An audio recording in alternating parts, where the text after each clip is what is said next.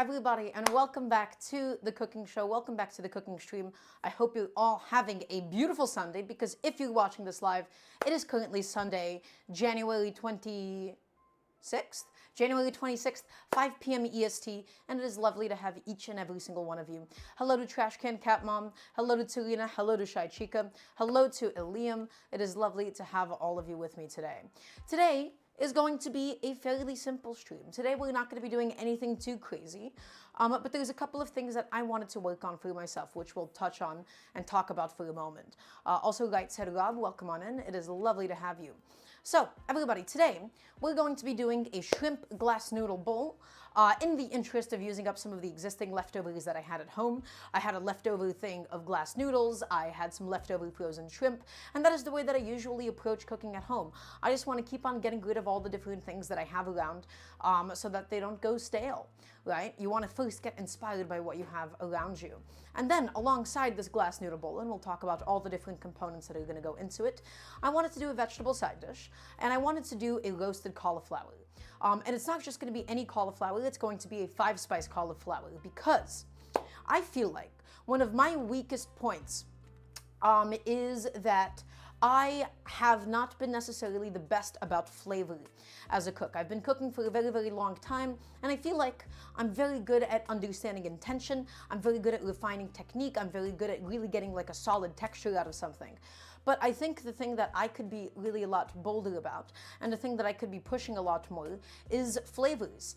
I feel like for a very, very long time, there was like a sort of like mantra that was pushed by a lot of cooking YouTube about how, oh, if you cook with spices in so-and-so context, that it's going to burn, and that was like sort of an idea that I had locked into my head for a very long time. And so the way that I would use spices, I would say, was previously quite limited. And so today, my goal with the cauliflower especially, we're going to be making our own 5-spice. We'll talk about what goes into 5-spice. And we'll be making our own 5-spice. We'll be covering the cauliflower in the 5-spice and then roasting it. And then we'll be seeing how it goes. This isn't to say that I don't know how to use spices. It's just more of my weakest point. I would say it is one of my weakest parts of me when it comes to the kitchen.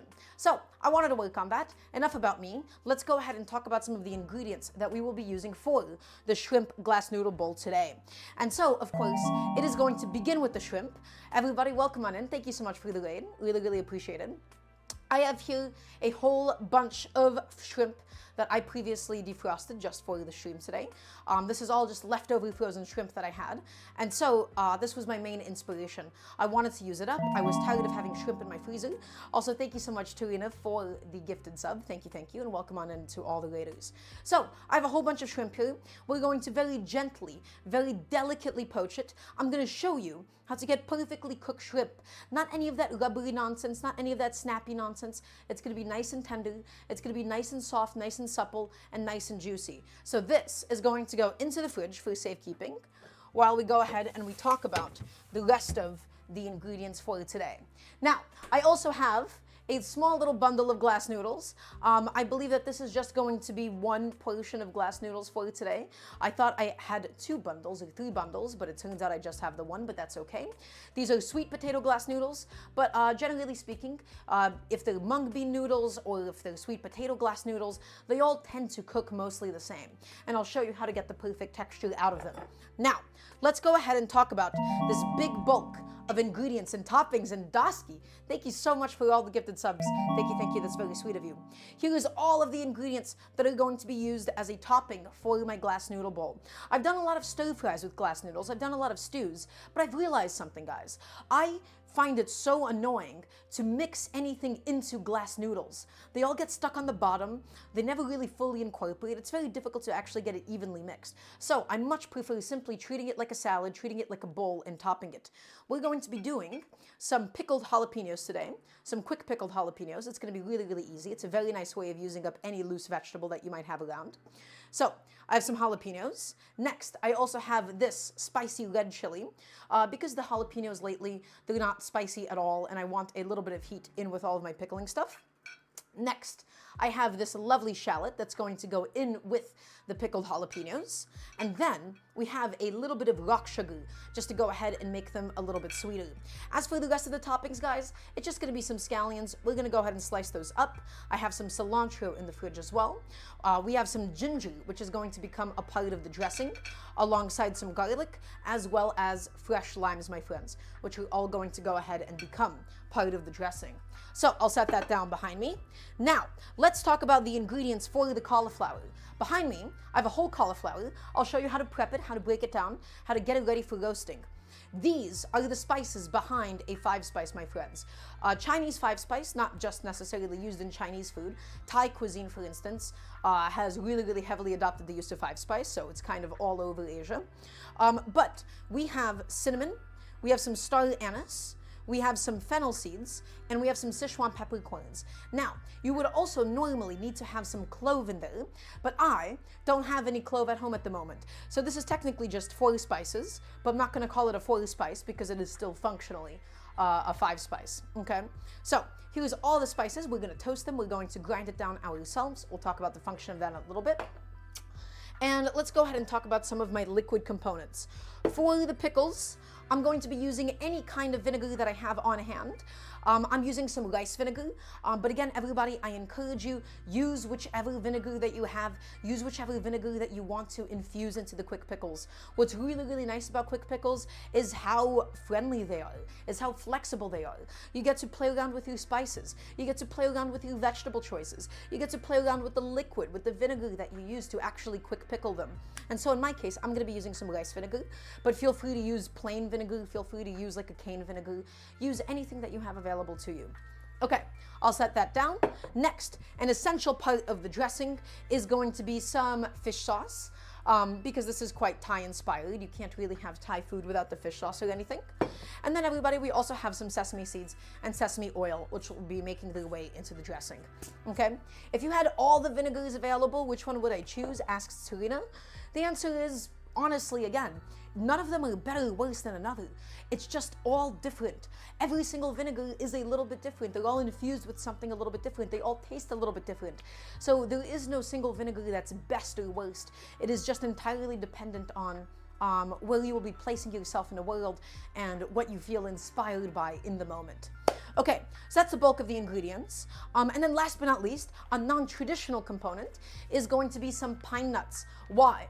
Well, typically with glass noodle bowls, I tend to really like a nice crunchy peanut topping. I don't have peanuts. Instead, I have pine nuts. That is not to say that these nuts necessarily taste the same. They will just be providing something a little bit different.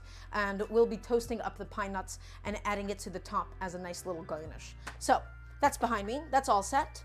Everybody, we have a lot of work ahead of us. We're going to need to do the pickled vegetables. We're going to have to poach the shrimp. We're going to have to prep and roast the cauliflower, make the 5-spice. So if everybody is ready, I want to hear a nice resounding yes, chef from everybody watching, please, and thank you.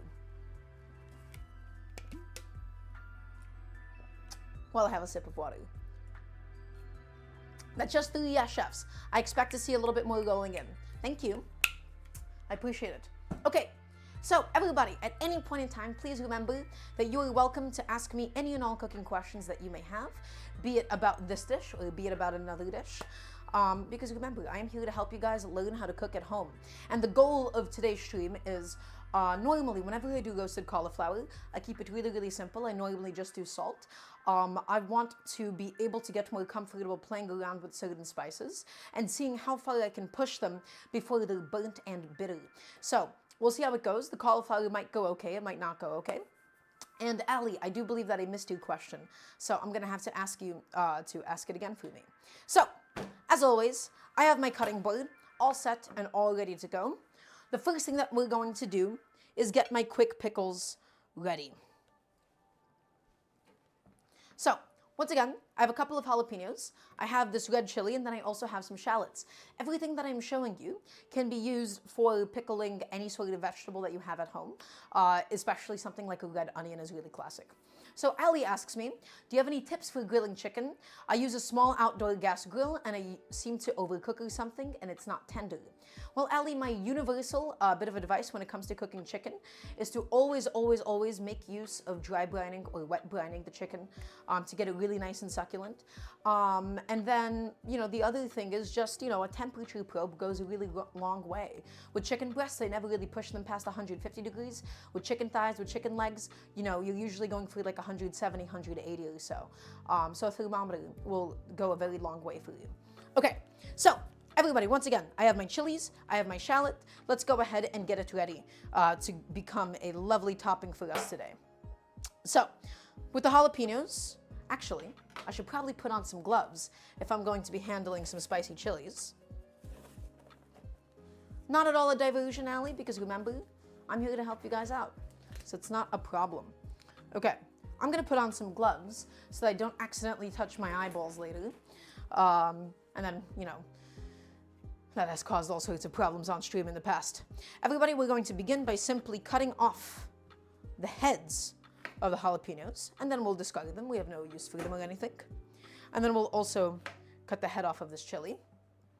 And now we have to think about how we want to cut this jalapeno.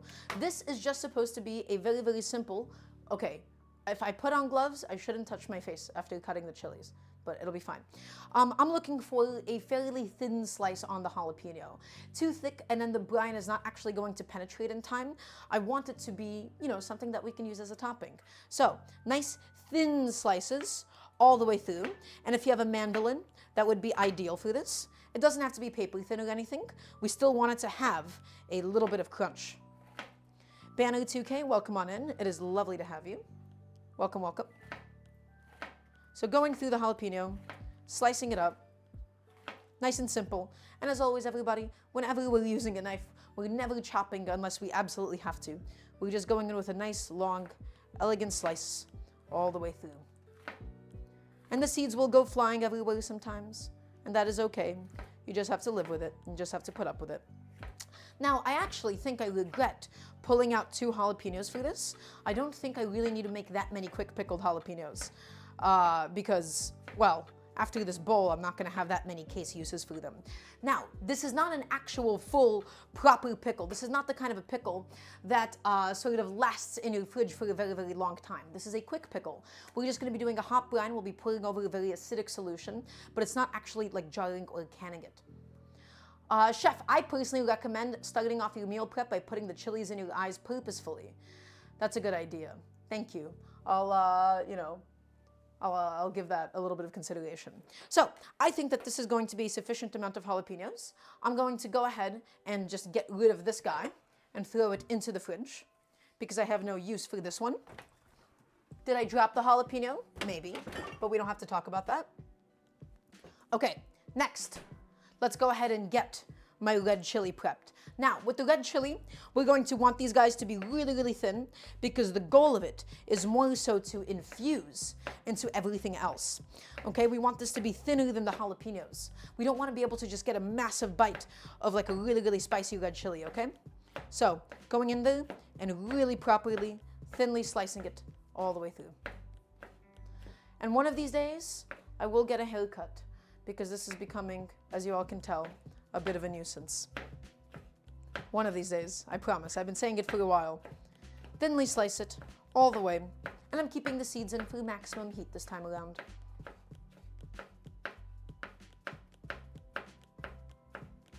There you go. Lovely. Chef, cut your hair with your creamer. An excellent idea. Thank you. I'll take that into consideration. Okay, we're going to go ahead and simply begin stacking up all of my pickling vegetables in the container that they will live in the fridge. And the idea is we'll just make like this hot solution of vinegar, water, and a little bit of sugar, and then we'll pour it over all of these lovely vegetables, okay? And so we'll need probably, I don't know, like a cup of solution in total. Now, as for the shallot, it's not that special of a treatment. We're just gonna kind of give it the same thing that we've been doing for the rest of the chilies. We're gonna go ahead and cut the head of it off. And then we're going to try our best to split it right down in half, like so. And now that it's been split in half, we'll just give it a little peel, get that skin out of here.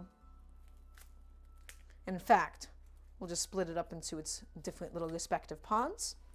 Let's get rid of that skin. And then we'll also just give it a nice thin slice as well. And it's just going to add a very lovely alliuminess. It's just going to add a really, really nice flavor into the quick pickle. But again, everybody, I encourage you to use what you have on hand. If you don't have shallots, you don't have to go out of your way to buy shallots. You could use theoretically any kind of onion that you have on hand. If you want to use a little bit of garlic, you're also welcome to do so. If you want to include a little bit of ginger, you're welcome to do so. Okay? Truly, the world is your oyster with this. This is just a really, really simple thing, and it's really interchangeable. So, I'm going to go through and just slice my shallots now. And again, a mandolin would have been probably ideal for this, but this is just going to do fine.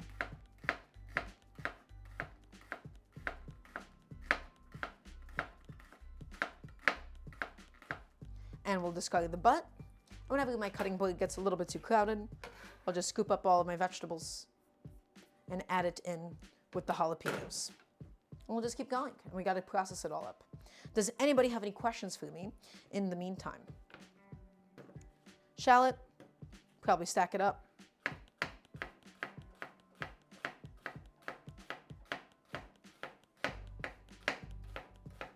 Ooh, this is actually an especially pungent shallot. I have not actually tried cutting alliums in quite some time, but these are definitely doing a number on me at the moment. Okay.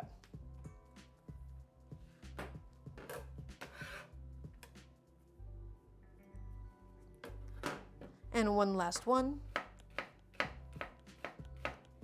And everybody, these sort of pickles, I'd like to keep them almost like very like neutral in like their taste. I don't want to like put in like a lot of spices or anything, because I want to be able to use this interchangeably for other dishes. This is not going to be all consumed. Ooh, oh my God, what is happening? Guys, this is an especially pungent shallot. I've not actually cried while cutting something in quite some time. But what I'm saying is I want to keep the flavor profile intentionally neutral so that we can then use it in any sort of variety of dishes later on, okay? This can be used as a topping for sandwiches. This can be used in salads. This can be used on top of like a chili. Also really, really nice, just putting it on top of like a stew or something. Okay, there you go. There you go. It could be the shallot juice reacting with the chili juice on the board. Guys, I don't know if that's how it physically works. I'm not entirely sure that the capsaicin is making the shallot more pungent. If it actually does work that way, that is hilarious, and I've never heard of that in all of my years of cooking. Okay, so, ooh, please excuse me for a moment. Ah, that is brutal. That is especially brutal. I have a really nice sharp knife. Normally I talk about how a nice sharp knife is all that you need to not really get the pungency in your eyes or anything, and it's definitely not the capsaicin. Okay. Guys, jalapenos, red chili, shallot, all of it inside of my container, all of it inside of its final resting place. And what we're going to do now is build the brine, build the pickling solution for it. So, really quick safety tip, guys. This is not an actual pickle.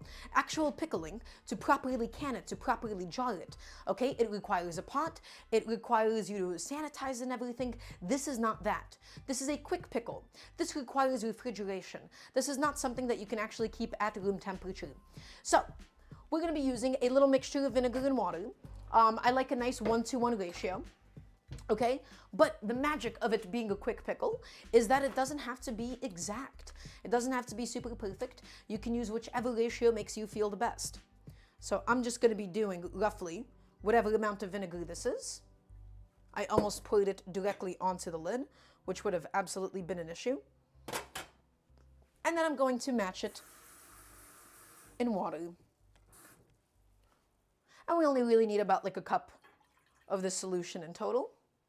And then everybody, I'm also going to be throwing in a nice little chunk of rock sugar. Now, you could, once again, for something like this, you could use any sweetener that you have available, right? You could just use plain white sugar. But I am using rock sugar just because it has a little bit more flavor, and it is a little bit closer in the sort of like, you know, flavor lexicon of Thai food. Okay, so a little bit of sugar, a little bit of vinegar. We're going to take this, bring it up to a boil. We're going to make sure that all the sugar is nice and dissolved. And whenever the sugar is dissolved, we'll just be adding it all directly into the pickles. Now, I said that I'm not going to be adding anything else. But while we do have a little bit of time, I'll just add in a couple of things. So let's go ahead and do a few bay leaves, just for an extra element of herbaceousness. Let's do some bay leaves. And then let's also go ahead and do some black peppercorns inside. And once again, all that we're going to do is we're going to get a solution up to a nice little boil and pour it all over our pickled vegetables. And that's it. That's how simple it is. That's how easy it is, guys. Now, while we have a second, I'm going to go ahead and put the vinegar away because we don't have use for it for the rest of today. Get that out of here. Get that out of sight, out of mind. And then we can start talking about all the other stuff that we have to do. What if you don't want it to be sweet? Really good question, Spy Girl. Guess what? You are absolutely welcome to omit the sugar. However, I will say, in balancing the vinegar, a little bit of sugar does go a long way. You don't need a lot of sugar. You could even just use like a teaspoon of white sugar, if you would like.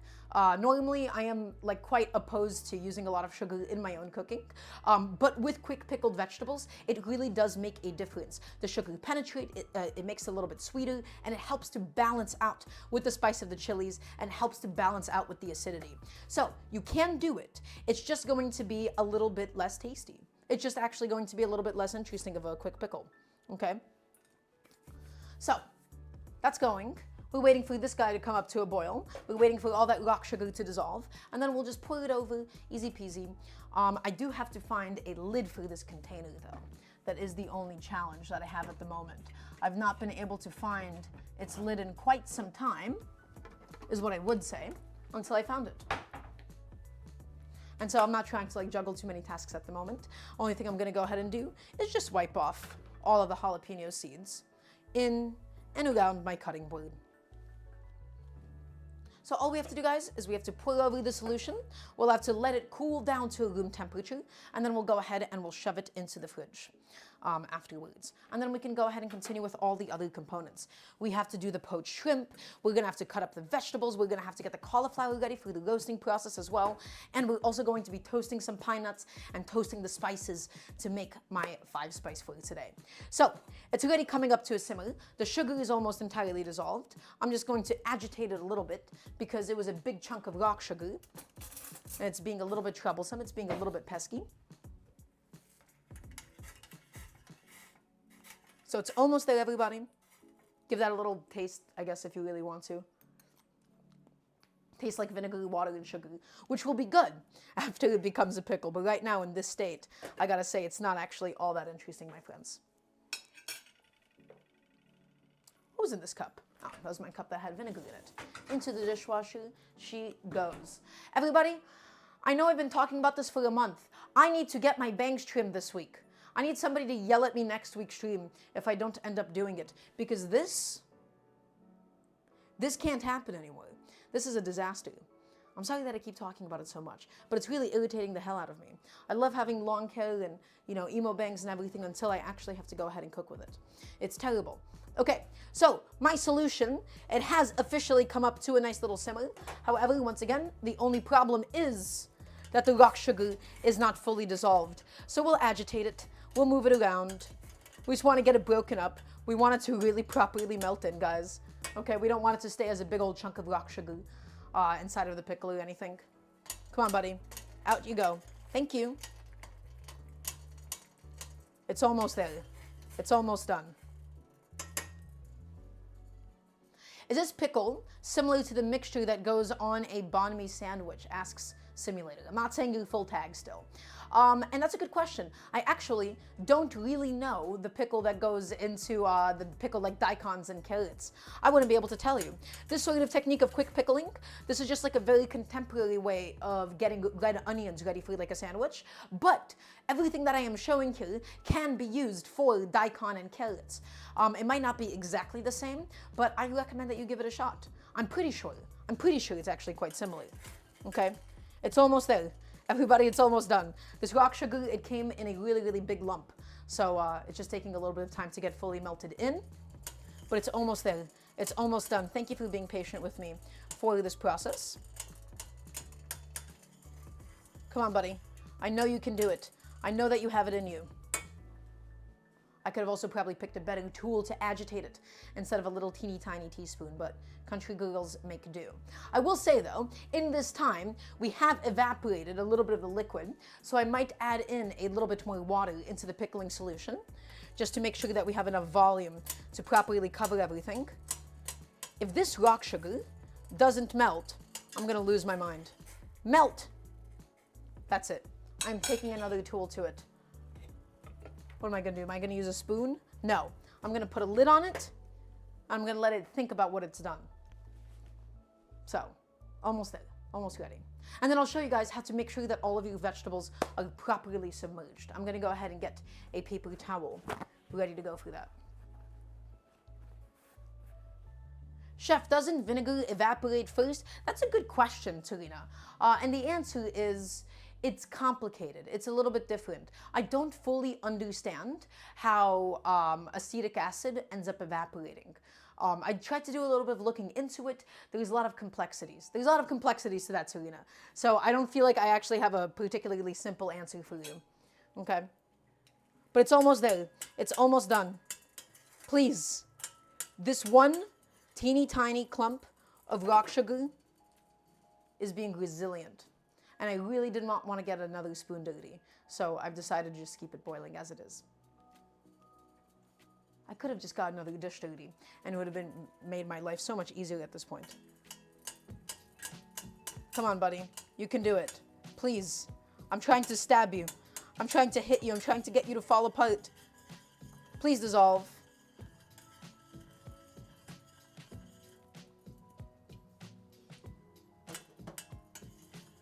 Not exactly the smartest quick pickle that I've ever done in my life. That's fine. You know what? I'm calling it here. That's more than fine. Okay, guys, let's show you how to go ahead and get this assembled. So we're gonna go over to all of my vegetables. I have my hot solution right over here, and we're just going to pour it directly over the top. Now, this is not actually fully submerged, as you can tell. Did I have a little bit of water that was lost to evaporation? Absolutely. But that does not mean that all hope is lost. All that we have to do is we're gonna go ahead and take a paper towel to the top, and we're going to submerge it in all of the solution, and we're gonna have it soak up some of that quick pickling solution. The vegetables, in of course, contact with all of that heat, they're going to shrink down a little bit while they sit into the fridge. But by putting a paper towel over the top, that is how we ensure that all of the vegetables are in full contact with that pickling solution. Okay? So it might have compromised the beauty of all the vegetables underneath, but this is my recommended method. Now, as always, we don't really want to go from a hot glass to cold fridge. We're going to want to let this bad boy cool down at room temperature for a good while before we chill it down in the fridge. Okay, but that's that. That's how you make quick pickles. Ideally, you want to give it like an hour, at minimum 30 minutes, but a couple of hours is ideal to make sure that all of that brine ends up penetrating the vegetables. Okay, so what else do we have to go ahead and do for today? Everybody, we have to go ahead and make our 5-spice mixture for the roasted cauliflower. So I'm gonna go ahead and move this to the side. We'll be using that saucepan later on. I'm gonna get a small little pan out, and then to this pan, everybody, goes my cinnamon, goes my star anise, goes my fennel seeds, and my Sichuan peppercorns, and if you have it, ideally you would also use cloves. We're going to toast these spices. We're going to get them nice and warm and nice and aromatic. And the way that we do so is we just add it inside, and we're just gonna go ahead and keep it moving. You might be asking me, oh Dara, how much of each spice do we actually end up using? And the ratio, roughly, is gonna be about like a tablespoon or 2 of fennel seeds. It's going to be about a couple of teaspoons of Sichuan peppercorns. It's going to be a cinnamon stick, and then it's going to be about 5 to 6 pods of star anise. Okay, the balance of this, honestly, it's entirely up to you. It's entirely up to your preference. It's up to your tastes. If you want more cinnamony, you're welcome to go ahead and add more cinnamon. If you want to have more of that delicious numbing Sichuan peppercorn, you just have to add it, guys. If you want more of that licoriceiness, you can add some more fennel seed or more of that star anise. Okay? So, we're going to be toasting this until we see some very slight wisps of smoke. Okay? We want to keep it moving often so that it doesn't burn. And then once we see those wisps of smoke, we're going to go ahead and get it over to a spice grinder and grind it down to a nice little powder. So if anybody has any questions, now's the perfect time to ask while we're just toasting our spices. Keep it moving. Chef, what about anise that is de-starred? That's a good question. I mean, I see sometimes starred anise powder be sold, but I've not actually seen just the seeds. Tarina, I have actually no idea what you're asking me. Keep it moving, everybody. Keep it toasting, and then you will smell how nice and warm and aromatic it becomes. Yeah, I have no idea what just our pure starred anise seeds taste like. I only know the whole pods. Keep it moving, guys. And every now and then, you want to go in there and give it a smell. And it smells, of course, like a pot of pho, right? It smells like Chinese roast pork. This is the stuff of legends. Probably one of my favorite spice blends of all time. And you could still theoretically just use like the bagged and the store-bought Chinese 5-spice.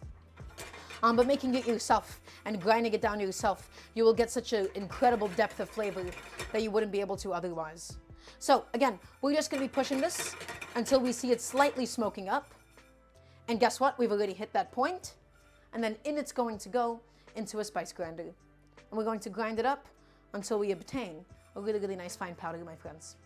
So a spice grinder, once again, I talk about this all the time. Probably one of my favorite kitchen tools. It's $20. It's just a repurposed coffee grinder. Please go ahead and buy one. It makes a really, really huge difference. Okay, so I'm gonna get my spices in here somehow. I still have not bought a funnel. A funnel would have made my life so much easier at this point.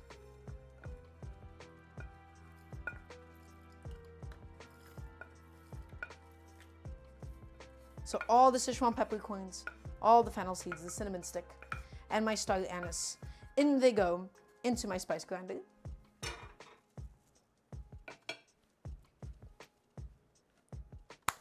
And where is it? Where is my lid? There it is. Okay. And we'll just give it a grind. We'll grind it down. If the cinnamon stick doesn't fit inside, which it's not at the moment for me, I'm gonna have to try to snap it with my hands. Let's get this all blitzed up. Where is it at? Gotta get in there. I wish I had a better positioned outlet, but sadly, everybody, I do not. So just grind it down. Get into a nice powder. You don't want to see any chunks. You don't want to see any bits inside of it. Just grind it down.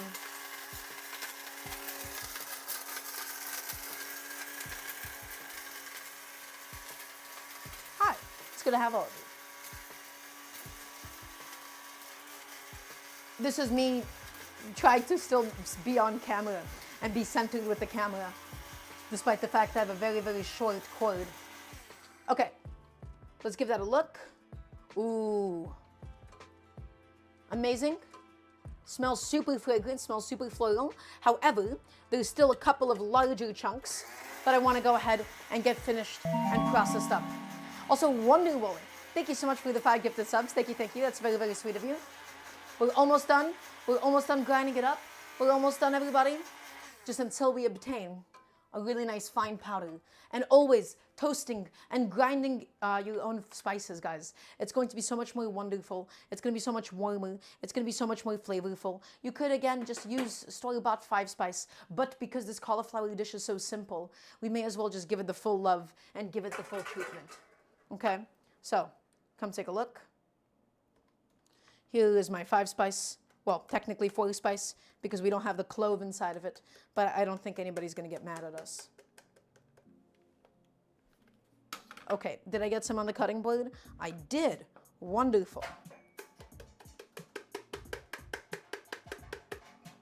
Okay, there we go. That's all set, and I'll go ahead and get rid of my spice grinder for now. Now, I do, in retrospect, wish that I maybe did slightly more of the Sichuan peppercorns. Those are the ones that have like the really amazing numbing effect, the really amazing numbing quality to it. I have this spice blend on my cutting board, and I should get it off somehow. There we go. That's all good. That'll do the job just fine. Excellent. So there you go, everybody. Once again, just cinnamon, just some fennel seeds, some Sichuan peppercorns, and some cinnamon.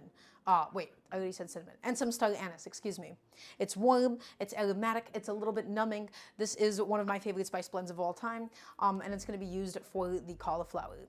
So I can go ahead and successfully put this away behind me because that is completed. And now it is time for us to do the thing. It is time for us to prepare the cauliflower. So, everybody, we have one big old head of cauliflower over here. I love cauliflower. This is one of my favorite vegetables growing up and eating. And a really amazing thing about cauliflower, similar to broccoli, similar to really any other kind of brassica like kale, is that you can really, really heavily char it. You can really heavily roast it. You can really heavily caramelize it without it actually becoming a little bit too bitter. When it is charred, when it is heavily roasted, you get so much sweetness out of the vegetable, okay, without it tasting acrid or burnt. Now, normally, I advise people to cut it into florets because with florets, you can actually get in there and get a proper wash. Washing vegetables is one of those things that is actually a little bit more complicated than you think it is. A lot of people, they talk about like, oh, you must wash every single vegetable. And they'll take their cauliflower and they'll just rinse out the top. You would have actually achieved absolutely nothing. It is the same if you didn't wash it at all.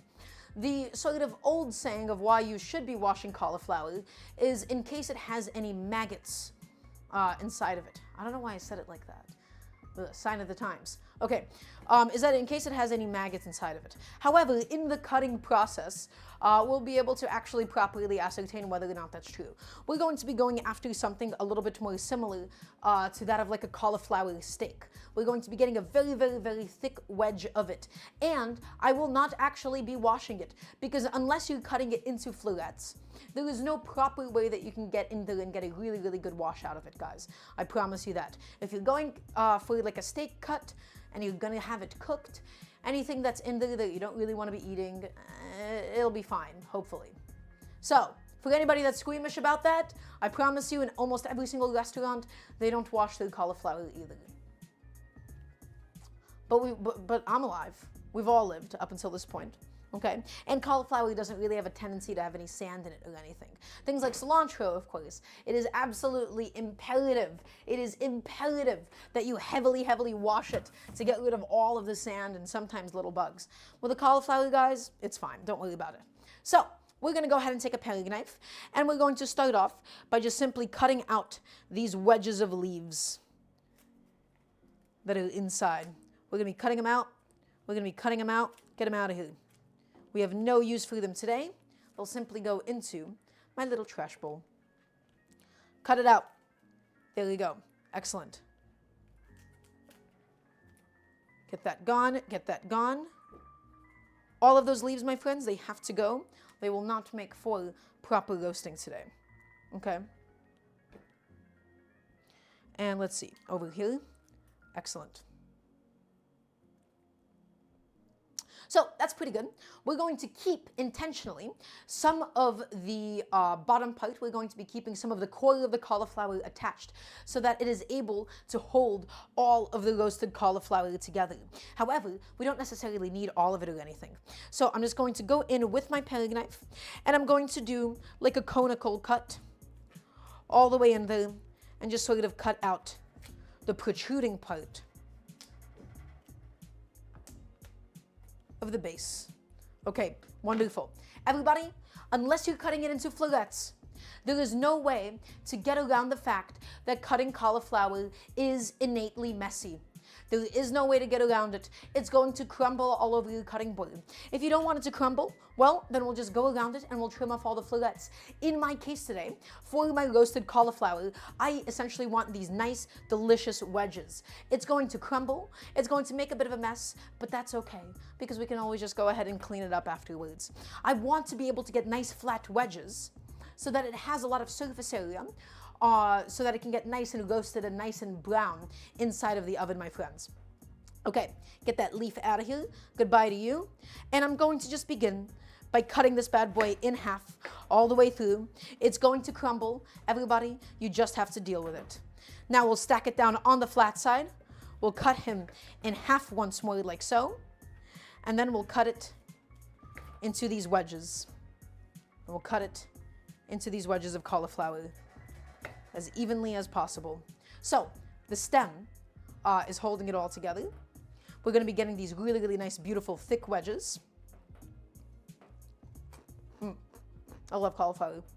I do love cauliflower so much, everybody.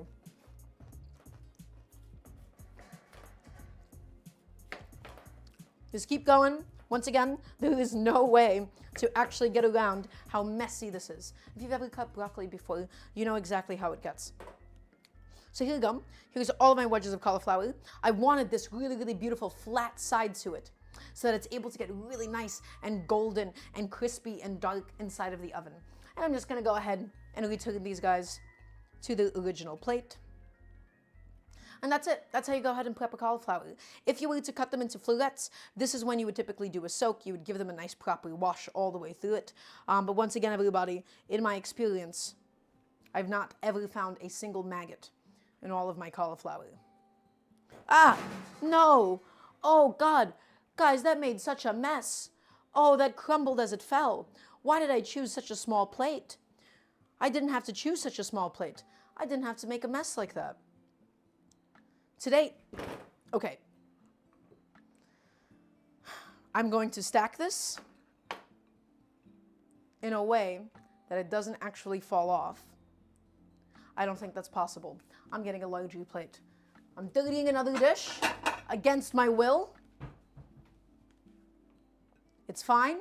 Will I have to sweep? Yes. Will I have to now clean an additional plate? Yes. It's really difficult being me. Okay, guys? So I would like a little bit of empathy, please, and thank you from all of you watching. A little bit of sympathy. It's very difficult being Daramgar. Okay, well, I now have to go ahead and clean this up. However, we are absolutely welcome to save some of these slightly larger chunks because all they're going to do is just still get nice and crispy inside of the oven. So I'll put all that cauliflower away behind me, and now I have the privilege of sweeping. There you go. You see what Trash Can Cat Mom did there? She said it's okay to Daramgar. That's the kind of treatment that I expect from all of you. Okay, I want a little bit of pity. I'm gonna go ahead and get that cleaned up so I don't keep stomping on a bunch of cauliflower florets on the ground. How's everybody doing? If everybody's still watching, I want to hear a nice resounding yes, chef. Please and thank you. As I get this cauliflower off of me and out of here. Okay.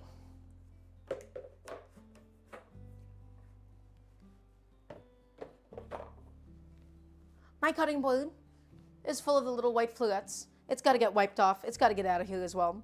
I'm just going to go ahead and dump that into the sink and make it a problem for later so that we can go ahead and focus on all the other aspects of prep for today. So what else do we actually have left to do? We have to go ahead and make the dressing. We have to toast the pine nuts. We have to poach the shrimp. We're going to have to go ahead and cook the glass noodles as well. Let's see. What else do we got going on? We got to put the pickles into the fridge, of course. And then last but not least, we're going to have to roast the cauliflower. So all in all, it's not that many things that we have to do today. It's more just like a collection of a bunch of little tasks. So that's all done. That's all put away. We've gotten rid of that successfully. What do we do next? Are we going to toast the pine nuts first? Nah, I'll save that as a little thing for later. We'll have that be a little bit closer to the time that we serve it. I guess we could probably just go ahead and begin prepping the scallions for today. These are, of course, going to go on top of the glass noodle bowl. I'm going to start off by just trimming and discarding the bottoms. And the only thing that I really want out of these scallions, guys, I just want a really, really nice, proper, thin slice. I want it to be really, really thin, and I want it to, I don't really want to bite into a massive chunk of scallion. We're going to have some pickled shallot. We're going to be able to get a lot of, sort of that deeper crunch anyways. I just want to be able to obtain a nice, pretty little garnish. Quickly wipe off my knife. We're going to stack it up and really, really thinly slice it. Although it will be easier if we separate it into the whites and the greens, just like so. That part of it's a little bit nasty. We'll go ahead and we'll peel that off. And we'll just slice it. Thinly, thinly, thinly. As thinly as you can physically muster, everybody. All the way through.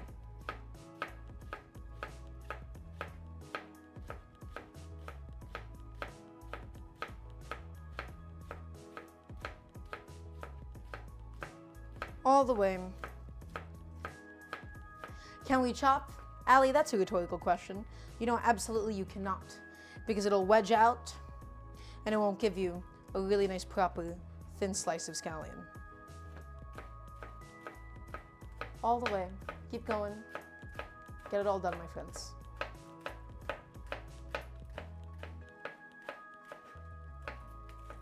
Thinly as possible.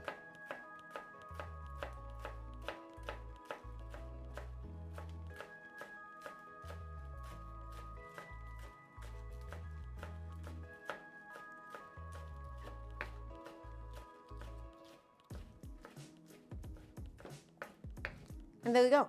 That is all of the scallion that we're going to need for today as garnish. I'm going to go ahead and just get it into a separate little container, into a separate little bowl, and we'll just throw it into the fridge so that we keep it nice and fresh for later when we need it. So all that scallion.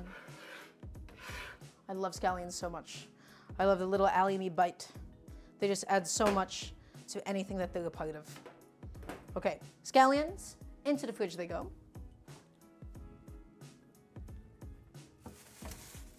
Next, what do we have going on? I guess this would actually be a pretty good time for us to work on the dressing. I want to make the dressing ahead of time. I just want to make sure that it's ready and all set for us today.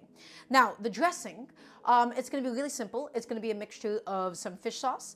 It's going to be some lime juice. It's going to be some lime zest, some ginger, and some garlic. So it's not exactly the super classic Thai dressing that you see. I'm going to be opting for a little bit less fish sauce in it, and I'm not going to be sort of smashing in ginger or anything.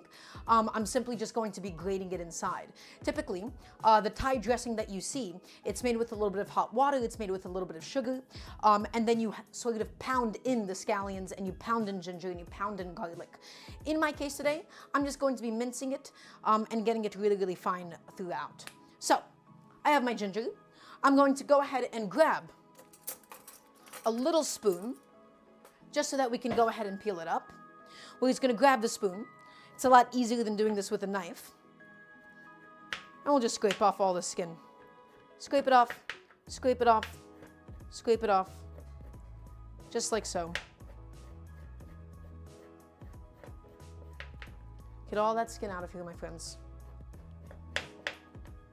Get it all gone. Get it out of here. And then I'm going to be using my microplane to go ahead and zest it up. I'll just trim off that little nub, and then I'll trim off the bottom of it, just to make my life a little bit easier. Okay, let's get all of that skin out of here. We don't want any of that in our dressing for today. Welcome on in, Tech Jansen. I hope you're having an excellent day today. Welcome, welcome. So, I have my ginger. I have my microplane. I'm also going to go ahead and get my garlic ready. I'm going to be just pushing them all through the microplane today for today's dressing. To get the garlic nice and peeled, we'll just give it a slight little smash, a slight little tap. If we smash it too much, we won't be able to properly use the microplane on it. So I'm being very, very cautious with my strength. We just want enough force for the skin to come right off. Allie, you have no reason to worry about it. You're not being too much at all. You're being perfectly fine. I'm just thinking, I'm having a bit of an off day today myself. Okay, ginger, garlic, excellent. We're gonna need one more thing, and that's also going to be the lime, because I'm going to be getting some of that really, really delicious aromatic lime zest into the dressing. So let's go ahead and find a suitable bowl. Let's find a suitable container for it all.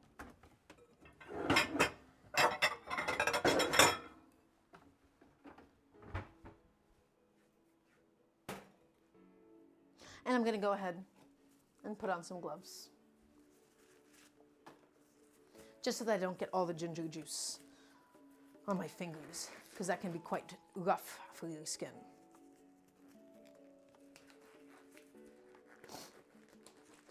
Okay, gloves are on.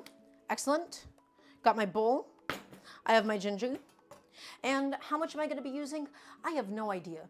Everybody, we're going to taste it. We're going to adjust it for seasoning as needed. We're not going to go with anything, with like measurements for something like this. It's a salad dressing. At the end of the day, it's a dressing for a noodle bowl. We'll just have to taste it and adjust it as we go. Okay? So get it in there and grate it up.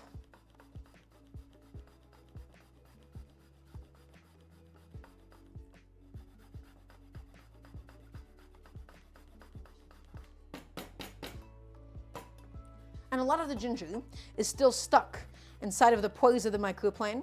So do not be alarmed with the amount that is or rather isn't coming out.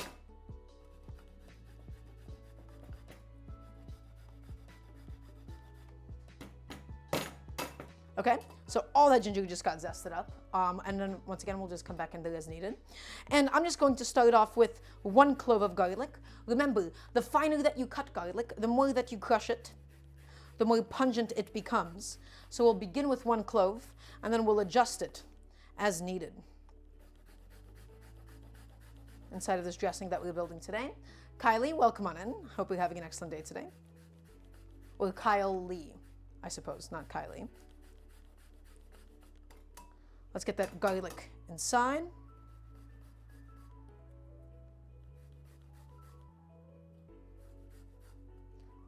It's beginning to slip away through my fingers slightly once we got it down to a nub.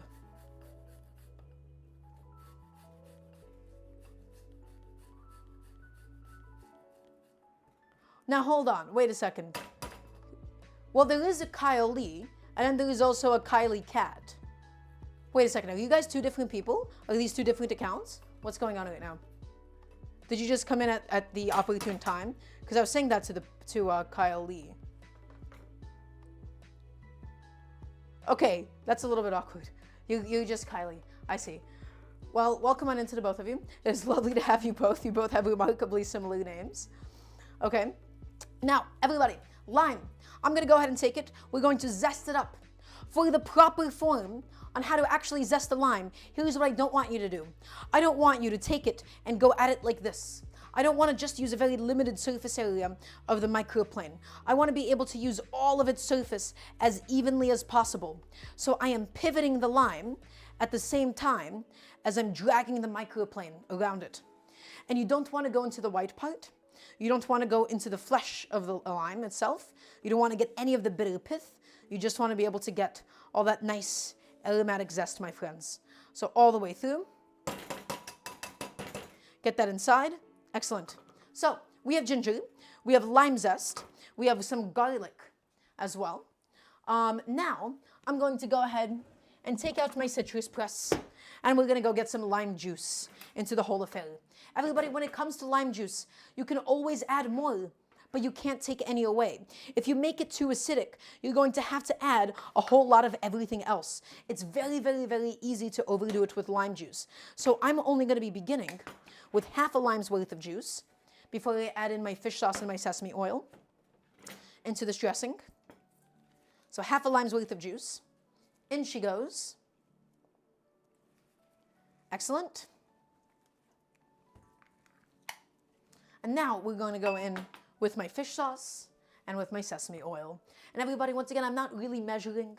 The traditional French proportion, I guess, for a dressing is always like 3 parts oil to 1 part acid. It doesn't have to be that way. It doesn't have to be so exact. I'm just going to go in with a couple of good big glugs of fish sauce right inside. And then we're going to go in with the sesame oil. So I'm looking for something very vibrant. I'm looking for something really, really nice and flavorful. And then we will also not forget the salt this time around either. Sesame oil goes in, big glug of that. And let's go ahead and get a nice little pinch of salt into the affair. Get that into the mix. And we'll mix it around and we'll give it a taste. And we just want to be able to have all of the ingredients just really nice and properly balanced. We want to have the nuttiness of the sesame. We want to have the pungency of the garlic and the ginger. We want to be able to have that little bit of acidity from the lime juice. And we want to be able to have the punch of that fish sauce. So mix it around, mix it around, mix it around. Okay. You want to make sure it's all evenly mixed. You want to get all that salt nice and evenly dissolved. Let's give it a taste.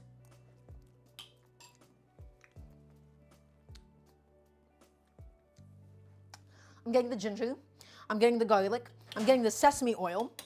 I am not getting any of the fish sauce at this stage. So we're going to go in with a good amount of fish sauce more, and we'll give it another taste. And everybody, that's the only way that we can find out if it has the right amount of seasonings. Or you can just repeat it over and over again until it's perfect. And I'm also thinking, for a little bit of sweetness, do I have any honey available to me? If I don't have any honey available, then I'm not going to add it. Well, because I obviously don't have it. Let me see. Do we not have any honey at home at the moment? Ah, that sucks. That is actually really unfortunate. Because the honey in there would have been really, really pleasant. And I don't really feel like taking out the rock sugar again. I might just add some plain sugar to this. Give that a taste. That little bit of fish sauce, guys, goes a super, super long way. I am getting all of the components. However, to my taste, this dressing is a little bit too intense. We're going to go ahead and need a little teeny tiny splash of water just to dilute it. The fish sauce is salty. The salt that we added is quite salty. I actually don't think we needed the salt with the amount of fish sauce that we added. Also, hey, I'm Daph. Welcome on in. It's lovely to have you. So let's give that a taste again. A little bit of water goes a really, really long way. That, my friends, is a really delicious dressing. I do want some sweetness inside of it, though. Now, Allie, you said it needs more mayonnaise as a joke. Here's the thing. You're absolutely welcome to make this into a thicker, creamier style dressing. You know, it might sound almost sacrilegious to do, but adding in a little bit of mayonnaise is going to give you sort of a really creamy, thicker viscosity without the use of something like peanuts or something. So it is actually more of an option than you'd think. Okay, I have a little bit of sugar here. I believe this is either coconut sugar or cane sugar. One of the two. Let's get that in there. Let's mix it in.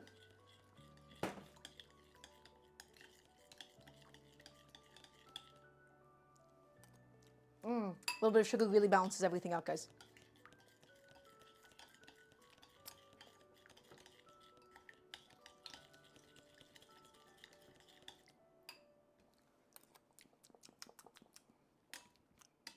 Do I want more sugar than that? Actually, no. I think that's perfect.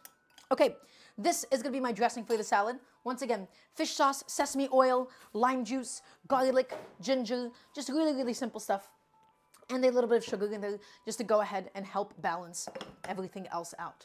I'm going to go get my sugar away. Everybody, please bear with me. I'm going to just take a minute to put all of the stuff that I no longer need for today. Okay? Today is a bit of a component-heavy day. We're doing like a lot of different little things in the interest of a sort of assembling the final bowl. So thank you for keeping up with my organization, or the lack thereof. Yeah, I'm just getting stuff out of here. I'm going to get rid of my citrus press at the moment. Just get that thrown into the dishwasher. And everybody, we actually don't have all that much left to do. We just have to go ahead and we have to poach the shrimp. We're going to need to also cook the glass noodles, and we're going to get on both of those in just a minute's time. But right now, I'm just putting some stuff away. Everybody, these quick pickles that we did, right? The jalapeno, the chili, the shallot, that can now get thrown into the fridge because it has cooled down enough just as it is. Okay, so let's talk about the shrimp. Everybody, we're going to be poaching the shrimp. Okay, and I need to make sure that you're all listening, and I need to hear a nice resounding yes, chef, please and thank you. We're going to be poaching the shrimp. Poaching and boiling are not at all interchangeable. The issue with boiling shrimp, these little teeny tiny, delicate, delicious bites of meat, is that you make them really rubbery. You make them really, really bouncy in an unpleasant way. You run the risk of overcooking them. If we are instead to just gently, very, very, very slowly cook it, starting off in cold water, what we get is instead a juicy shrimp, a tender shrimp, one that is not overcooked at all. So it'll be really simple, it'll be really easy. Let's just go ahead and go over to the stove. I'm gonna get rid of these, get that out of here, get rid of this pan. It's cooled down enough that I can put it away as well at the moment, okay? And we're just gonna get our shrimp into the saucepan. We're gonna get it in there with a generous amount of salt to make sure that it evenly penetrates the shrimp and gets it all nice and seasoned. So, shrimps, please and thank you, into the saucepan. And we're just gonna go ahead and fully cover it with water. Make sure it's fully submerged, everybody. And a couple of generous pinches of kosher salt go inside, just to make sure that the shrimp, again, gets nice and evenly seasoned. I buy frozen pre-cooked shrimp, says Allie. Well, Allie, I can't really speak to the quality of frozen pre-cooked shrimp. I do only buy frozen shrimp because that is, again, the best way to ensure that you're getting fresh shrimp. But I'm not sure about the pre-cooked stuff. Okay, so guys, all it's going to take, we're going to bring it up to like the gentlest of simmers, and then we're going to cook it until the shrimp is fully curled up, about 7 minutes or so, and then we'll go ahead and we'll fish it out. Really simple, really quick, really, really easy. Now, what else do we have to do? We have to soak our glass noodles. The glass noodles beforehand, I see a lot of people not soak them. It's not actually that. I don't know. I've not actually cooked with glass noodles enough times to really tell you the difference in the texture if you soaked it versus didn't soak it. Genuine question, what is the texture / mouthfeel of shrimp? I've never had it before. So really good question, Daph. The first thing is, it is slightly slippery. It's really, really smooth on the outside. And then you bite into it, there is a very, very slight bounciness to it, and then it's just kind of fleshy, and it's kind of soft, and it chews very, very nicely, and it has a real sweetness to it. Shrimp and lobster, you know, they all have like a very, very gentle sweetness, which makes it really, really pleasant. For me personally, excuse me, I did not mean to hit my microphone, I can shovel in obscene amounts of shrimp into me. You know what I mean? I could eat a lot of shrimp. I could eat it all day. It's a very, very pleasant texture, and I feel like it's actually really, really friendly. But the thought of shrimp really tends to gross a lot of people out. Okay, so glass noodles. I have them right here. We're just gonna go ahead and soak them with some room temperature water for about 10 minutes or so beforehand.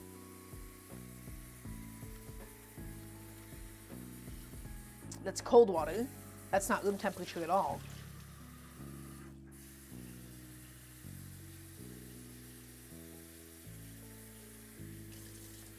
Just get these guys fully submerged. And the idea of soaking them beforehand is you do get them a little bit more pliable without them necessarily being in rolling, boiling water. So it's a lot more easy to stop them from sort of swelling up too much or stop them from sticking to each other too much. And also the idea is it helps to get them more evenly cooked. But honestly, guys, I've seen plenty of glass noodles that are not soaked beforehand. I feel like the discussion about soaking glass noodles beforehand is really similar to that of soaking rice before you actually cook it. Okay? So, that's ready. I'm just gonna go ahead and throw a little plate on top of it, just like so, just to ensure that it stays submerged. And I'll go ahead and get that put behind me. Everybody, in the meantime, we can go ahead and get our oven preheating to about 500 degrees. And we're going to be preheating it alongside the sheet tray. And I'll talk about that in just a moment. 500 degrees, super, super, super hot. Once again, with cauliflower, you can roast it. You can get it really, really heavily roasted without you actually burning the cauliflower in a way that tastes too unpleasant. With cauliflower, with broccoli, with cabbage, with kale, they all stand up to charring exceptionally, exceptionally well, my friends. Okay, so in order to get that ready, I'm just gonna have my sheet tray preheating alongside the oven. Why? Well, it's because when I want the cauliflower to go on, I want it to immediately start sizzling. I want it to immediately start browning. If we were to put it into a cold sheet tray, it's not going to immediately start sizzling and browning, and it'll take a good amount of time before it really develops a nice proper crust on the bottom. So I'm gonna heavily cover my sheet tray with aluminum foil. Helps to make the cleanup process a little bit easier for myself later on. Although that sheet of foil was not actually long enough. I'll probably have to go back in more than once.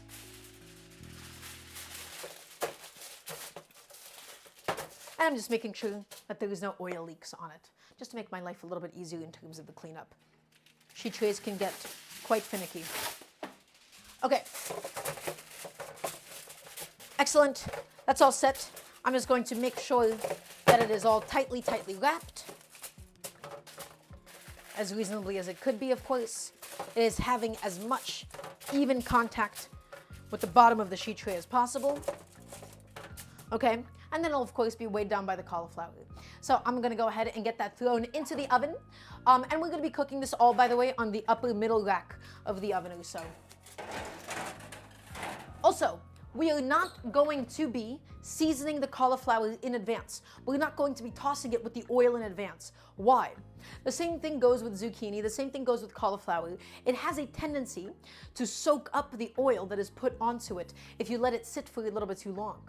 And what that means is, instead of the oil being on the outside, instead of it helping to evenly conduct the heat around the cauliflower and getting it really nice and crispy, it's going to just kind of get soaked in instead, and we're not going to have as pronounced of a browning on the outside. So I save it till the last minute to actually make sure that nothing happens to it. Have I had a steamed shrimp rice roll? Of course I have, Trash Can Cat Mom. It is one of my favorites. It is exceptionally delicious. So guys, take a look. The shrimp is intentionally not boiling. We're simply poaching this bad boy. We're gently poaching it. Okay, and I'm just going to go in there. I'm going to just mix it around with a spoon just to make sure that it's all really evenly cooking. Okay, it's not that much water that I have inside of it. So I'm just doing this to really make sure that it is indeed evenly cooking. But guys, you want to keep it at basically just about this temperature. You don't want it to be boiling. You don't want it to be bubbling up or anything. You just want it to be really gentle. Eskia, welcome on in. It's lovely to have you. Hope you're having an excellent day today. I know this doesn't seem like all that appealing of a process, but guys, you have to stick with me on this one. You have to trust me on this one. It's going to be really pleasant, and it's going to come out really perfectly cooked. Okay, so one thing I did want to do as well, by the way, when the glass noodles come out, I want to toss them in the dressing, and then I want to be able to have some of the dressing on top. The glass noodles, they do an exceptional job of soaking up basically anything and everything around them. So I just want to reserve a little bit of dressing just for the top. Actually, probably reserve about that much. And then whenever the glass noodles are done cooking, this is what they'll get tossed in, and then they'll soak it all up, and they'll get really nice and delicious, my friends. So I'll put all of that stuff behind us. The shrimp are going. The shrimp are just really gently, very slowly cooking at this point. And a good indication of their doneness is when they fully curl up. But everybody, the magic of poaching shrimp is how forgiving of a technique it is. Relatively speaking, it is so much more forgiving. Okay, because you're not harshly boiling it, your margin of error on overcooking it is actually a lot bigger, okay? Now, ideally, I would have had this in a slightly larger water bath. I would have had these in a slightly larger pot because the water is not circulating around these guys the best at the moment. But that's okay. We'll figure it out somehow. Excellent. Poaching the shrimp, getting that done. We're preheating the oven for the cauliflower. The quick pickles are done. The dressing is done. All that we really have left to do is we're going to be cutting and prepping the cilantro. We'll be tossing the cauliflower, really heavily roasting it. Chef, my internet died and I missed the poaching liquid summary. Oh, Tarina, I'll probably give it 10 more times by the end of the show. So you haven't really missed out on much. And yeah, I honestly think I did not plan enough stuff for the stream today. This has been really quick overall. There's not that many components. So I apologize if we're going to get done before 7 o'clock, which is looking like what's going to happen at this point. Okay. Just quickly checking some notifications.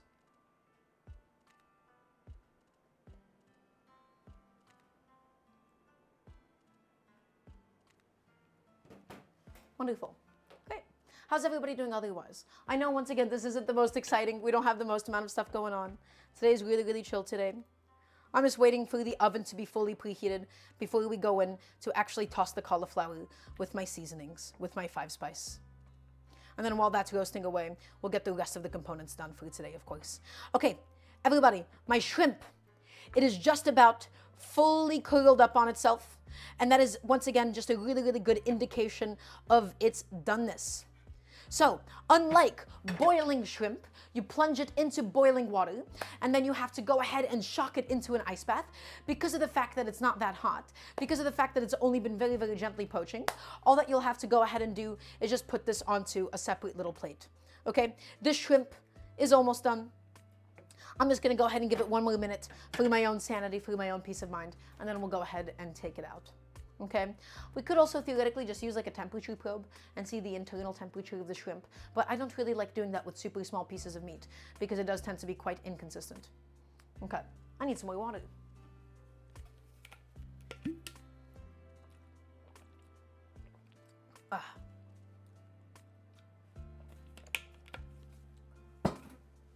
Very, very gently, very, very slowly poaching away, my friends.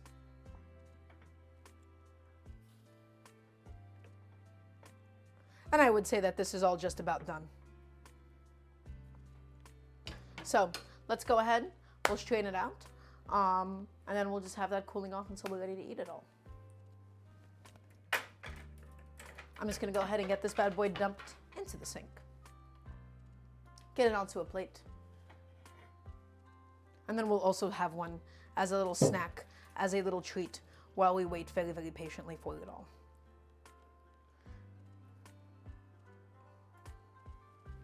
All that beautiful shrimp. I'm gonna have one. Ah, it is hot though. I should grab a fork, shouldn't I? I think that'd make my life a lot easier at this point.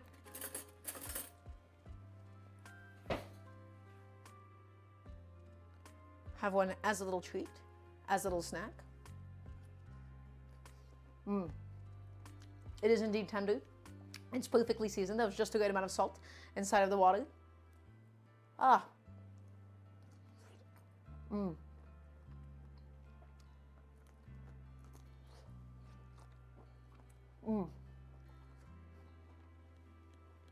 My friends, that is the ideal texture for a salad. It is juicy, it is moist, it is tender. Okay, that is perfect. Okay, we're just gonna go ahead and let that cool off. Once again, all that we're really waiting for at the moment is for my oven to be finished preheating. And then we'll go ahead and get the cauliflower roasting. Speaking of which, let's talk about this. A really, really big pet peeve of mine is when people season things on a sheet tray. They oil it up on the sheet tray, and then they try to mix it around on a sheet tray. Guys, I highly, highly, highly suggest against doing that. I really recommend going out of your way to have a separate bowl ready where you're going to be tossing and mixing, in this case, the cauliflower steaks or whatever else that we're using. But I highly recommend using a separate vessel to properly toss and evenly coat everything. Why? On a flat sheet tray, you're spreading around the super thin film of oil, and you're getting all of these spices instead of actually being directly on the food. It just kind of ends up being wasted all across the sheet tray. When you're in a bowl, you get to properly toss it to make sure that everything is nice and evenly coated. Especially in this case, when we will be using the sheet tray, essentially like a pan. We're preheating it ahead of time. We're getting it really, really nice and hot. We don't want to sort of be trying to mix things around the sheet tray. We don't want to tear the aluminum foil. It's easier to get all the mixing done in a separate bowl. Chef, I had a dream I had to cook for Mario Batali.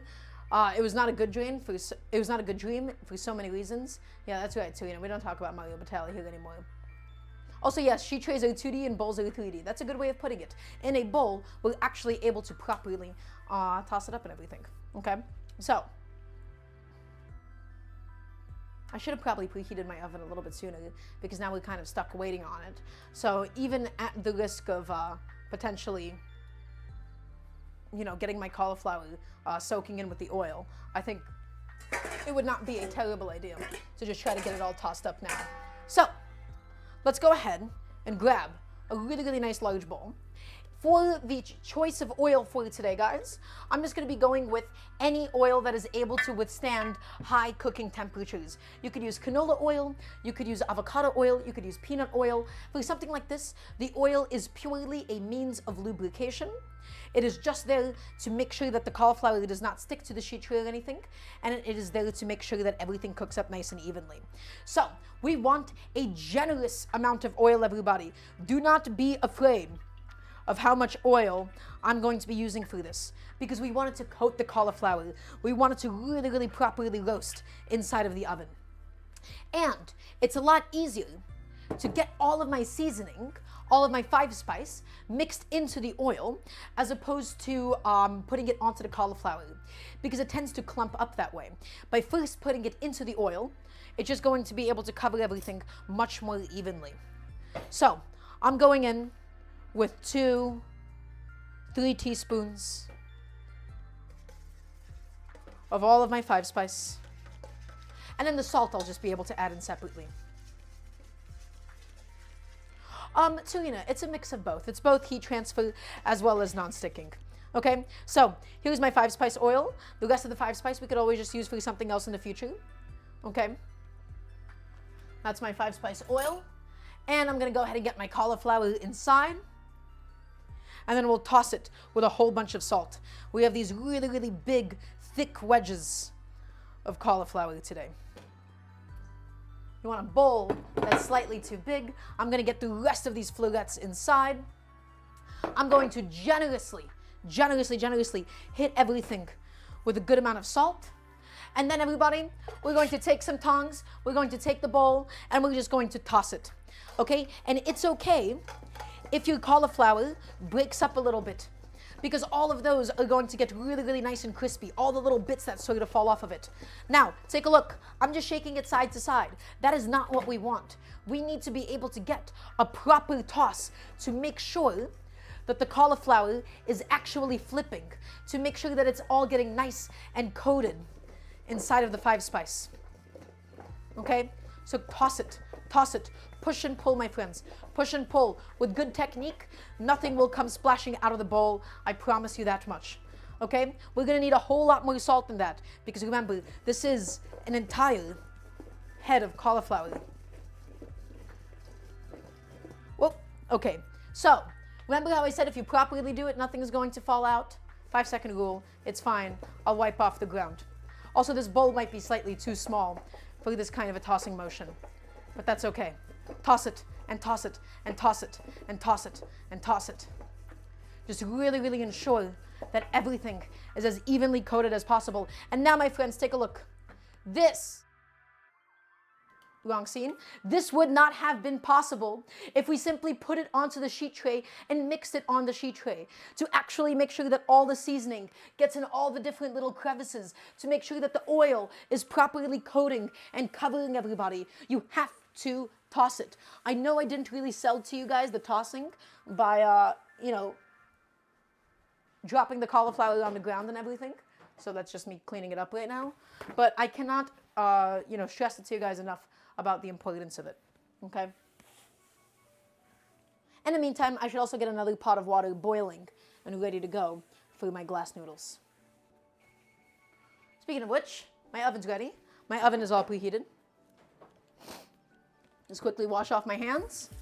And then, guys, we're gonna get the cauliflower onto the sheet tray, cook it for about 10-15 minutes per side until it's nice and tender and like really, really deeply, deeply roasted.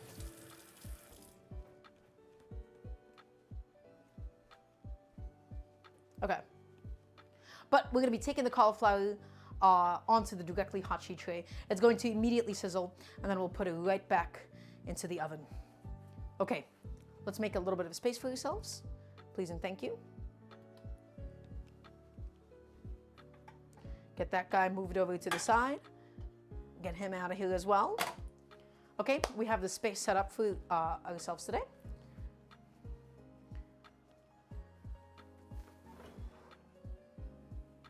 Here's my sheet tray.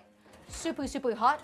It has been preheating alongside the oven, my friends. And now, before the sheet tray cools down, let's quickly get all of this cauliflower onto it. And you can immediately hear it sizzling. So why did we cut it into wedges? Why did we not go with the more traditional fillet? Well, it's because of this. With the big wedges, we're able to get all of that contact with the sheet tray, and it's going to go nice and beautiful and golden and deep and crispy inside of the oven. So it's sizzling. Let's make sure it doesn't cool down too much. I'm gonna get that thrown right back into the oven. And we're doing this 500 degrees for about 10 minutes per side. We want it to still have a little bit of crispiness to it. We still want it to have a little bit of firmness, but we still want it to be just really, really nice and properly charred. Okay, so what do I have to do? Well, I have cauliflower at my feet, and I also need to go ahead and get some water boiling for the glass noodles. So I'm just gonna go ahead and grab a little pot. I'm gonna grab a lid. I could use the same saucepan that I did for the shrimp, but I actually don't think that is going to be enough water to really properly surround all the glass noodles. So I'm gonna be going with a slightly larger pot. And I should have set a timer for 10 minutes. Forgive me for fumbling so much today.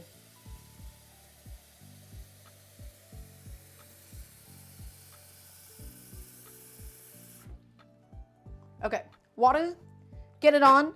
Let's get it up to a nice boil. I've heard of cauliflower ear before, but not cauliflower feet. That's right, Godzilla's. Or not Godzilla, Soylent, excuse me. I'm out here innovating new food terminology. And while we're at it, this bowl can go away. These tongs could stay. This plate can go.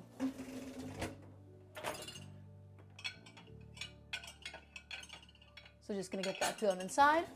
Just putting away a few things while I can. And then we'll move on to all the other stuff that we have to do. So, timer, roughly, once again, about 9 minutes per side, 10 minutes per side. Water is going for the glass noodles. Let's go ahead and check on them and see how they're doing so far. Again, we're just soaking them to just get them a little bit more pliable, to help make sure that they cook a little bit more evenly. There's plenty of people that don't soak their glass noodles beforehand, and it also turns out fine for them. Yeah, there you go. Slightly softer, slightly more pliable.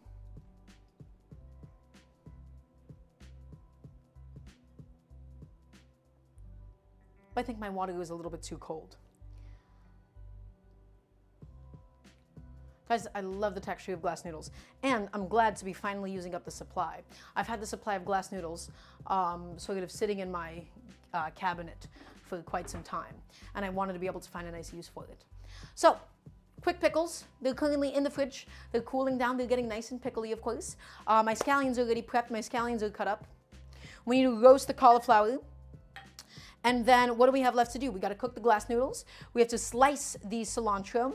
And then we also have to, of course, toast my pine nuts to garnish the rest of the salad. So I'll get these glass noodles put away behind me. And I'm going to get my cilantro out of the fridge. And everybody, we got to pluck some cilantro leaves. We got to pluck it. We got to get rid of it. We got to get rid of all those stems. And we have to slice up those leaves.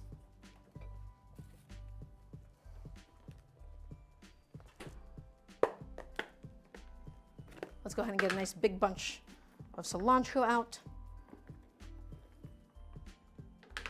And we could probably just mix it in with the scallions. Very like taco garnish style, mixed in onion and cilantro leaves together. Okay, I'm gonna be getting rid of the stems. Why? Because I don't particularly care for the texture too much. Let's get it all gone. Let's get it out of here. And if anybody has any cooking questions, now would be a good time to ask me. So really, the whole point of today, guys, I just wanted to be able to get better at roasting vegetables and really focusing on both optimizing and maximizing the crust while still being able to get something in there that's not just salt. Yokomoto, welcome on in. Unfortunately, we're not cooking with any eggs today. There's no eggs featured in any of this, I'm afraid. That is your gimmick. That is what you show up here to do. I didn't even give you a chance to ask me the question. Any tips on making cilantro last? Mine always seems to go bad after a couple of days, asks Tech Jansen. And Tech, I have an answer for you. Let me show you how I store my cilantro. Here you go. in a container, in a Tupperware, after I wash it, after I heavily rinse it, I use a salad spinner to get rid of all the excess liquid, and then in it goes with a paper towel. A paper towel functions as a humidity regulator, and it stops it from being either too moist or too dry, and it keeps it lasting as long as possible inside of the fridge. Okay, and then also, Kim Lipanska asks, do you have a favorite stupid easy recipe? I do, and for me, that has to be kimchi jjigae. Jjigae, the Korean stew, is so simple. It is just everything is boiled. It's just gochujang in there. You can do some pork belly in there if you would like. It's kimchi in there, and then like a little bit of tofu. And it's so simple, and it's so easy, and it comes together, and it is one of the most wonderful things I can imagine. It is so flavorful, it is so rich, it is so sumptuous, it is so delicious. I adore kimchi jjigae, okay? Also, not the world's best cilantro, but, you know, we make do with what we can. So, plucking off all the big stems, at the very least, getting those guys out of here, getting them gone. I have no use for them. Thoughts on budai jjigae? I actually don't know what budai is, Yokomoto. I know sundubu jjigae, which is the soft tofu, but I forgot what budai means. Okay, cilantro. Everybody, really simple, really easy. We're going to take these bad boys and we're going to roll it up in our hands. We're going to roll it up. We're going to roll it up. And we're not going to chop it. We're not going to crush it. Instead, we're just going to really gently slice it, slice it, slice it all the way through. Slice it with minimal vertical force. In Korean fusion, a hot pot dish loaded with kimchi, spam, sausages, mushroom, instant ramen noodles, and cheese. That sounds delicious, but that sounds like a little bit much. That's not like something that I want to eat at home. You know, that sounds like a little bit too heavy. So give it a little rotation, and then we'll go like this. But I'm not looking for thin shreds of cilantro today, my friends. This is going to be used as a garnish for a salad. It's going to be used as a garnish for a noodle bowl. Allie, you are not being a bit much at all. You are being totally fine. You don't have anything to worry about. I'm just getting my scallions and my cilantro all mixed up. Wonderful. My water is boiling. My cauliflower has about 4 minutes on it before we have to go ahead and we need to flip it over. I'm just going to go ahead and get my strainer ready. Relinquish it of all of the shrimp that has been sitting on it.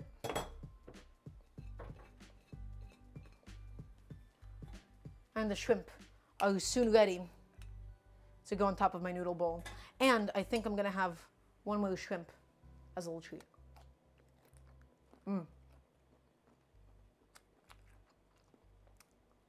Ah, I love shrimp, everybody. It is amazing. Okay. So, let's get the glass noodles inside. My glass noodles have been soaking. They're nice and pliable at this stage. And in total, they're only really going to need about 2 minutes of boiling or so. My water is aggressively boiling. It's all ready for them. The cauliflower needs about 3 minutes. Let's see if we can make this timing work for us, guys. I'm going to go ahead and take all of my lovely glass noodles. And in they go. And in they go. In they go. Excellent.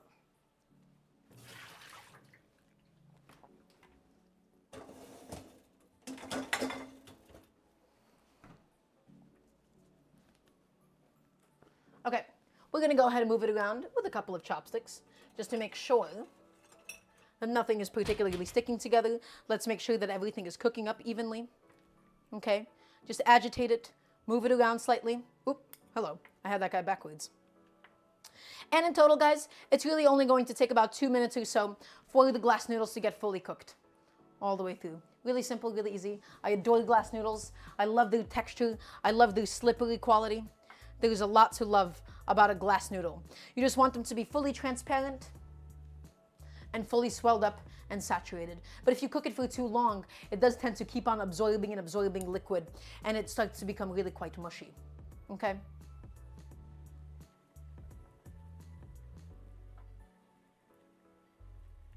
So these guys slightly stuck together.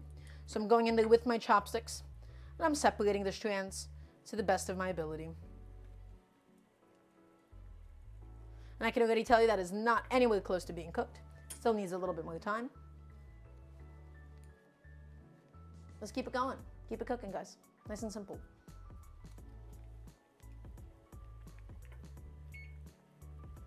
It's been about a minute and a half, I would say at this point. Now we could probably go in there and give it a taste. Unlike pasta, of course, you don't really want to have any bite to them. You don't really want to have them be al dente at all. This still has a bit of a bite to it. Not what we're looking for. This still needs time. This still needs a good amount of boiling. So keep it going. Give it exactly what it needs. I will say though, I should have probably timed this after my cauliflower flipping, because the cauliflower kind of needs to come out now for us to be able to properly flip it. I'm gonna give myself a little bit of space, and I really don't want the cauliflower to burn. It isn't there at 500 degrees, of course. So this is just a little tricky game of juggling all this stuff. Okay, I did not get my towel.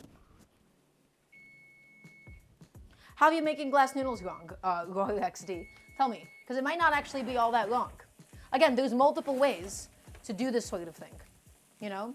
Okay, guys, my cauliflower, it is looking excellent. It is nice and roasted. It is nice and golden. We're just gonna go ahead and flip it over in just a second.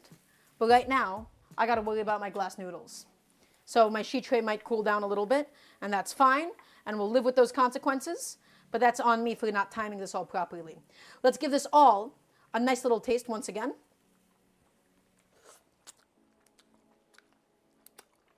Okay, that is now perfect. Again, not supposed to be al dente. It's supposed to be soft. It's supposed to be well hydrated. I'm gonna go ahead and strain that out and quickly flip over my cauliflower. Okay, glass noodles, all done. Cauliflower, we gotta flip it, my friends. Flip it over, flip it over. And it is browning as much on the bottom as it is on top, okay? It's not just sort of pan frying in the sheet tray or anything. So flip it over, and you can see that really, really gorgeous golden color that has begun to develop on these wedges. Guys, if the florets fall apart a little bit, that's okay. That is all just more surface area for it to continue to get roasted and really, really nice and really crispy. Cauliflower, back in another 10, another 15 minutes or so until it's nice and golden and charred all over. But that is perfect. I don't want it to be completely raw on the inside. I also don't want it to be completely mushy. I'm looking for a very, very nice balance.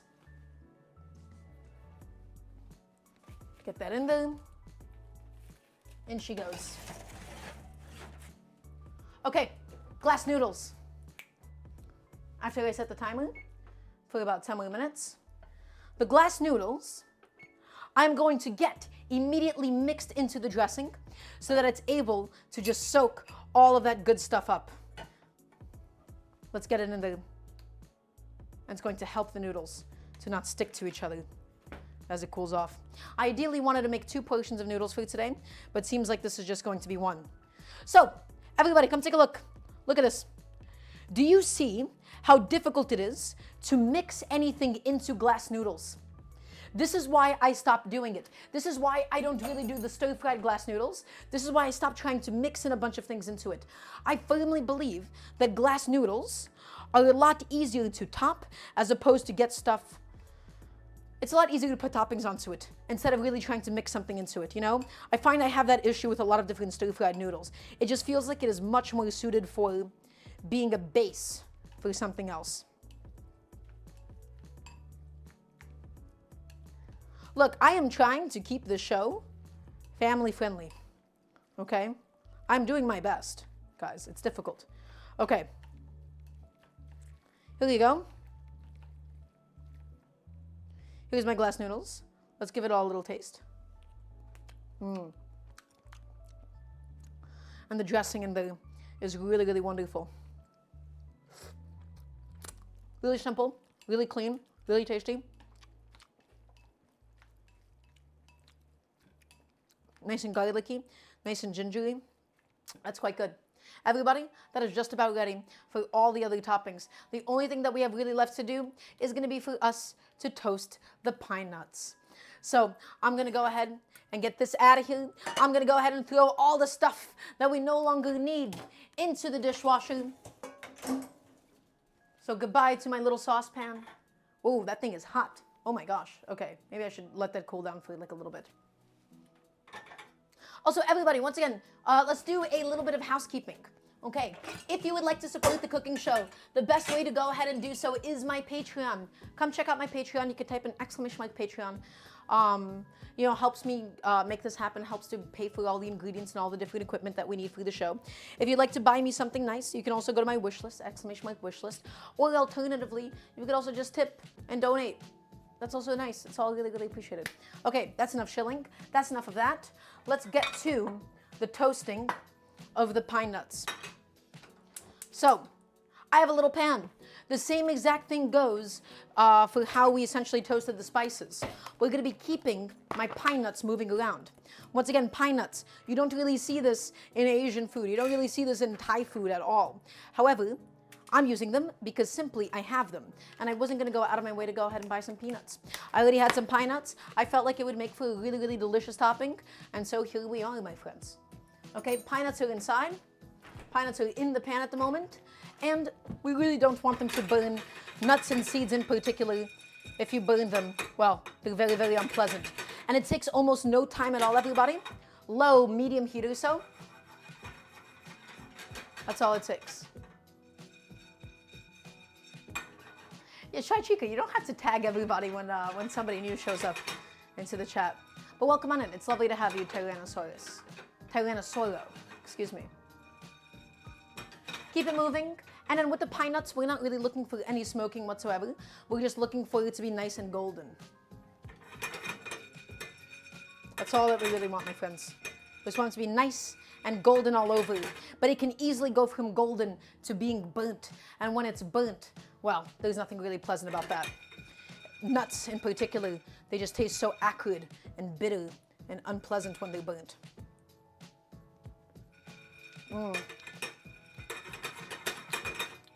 I love pine nuts.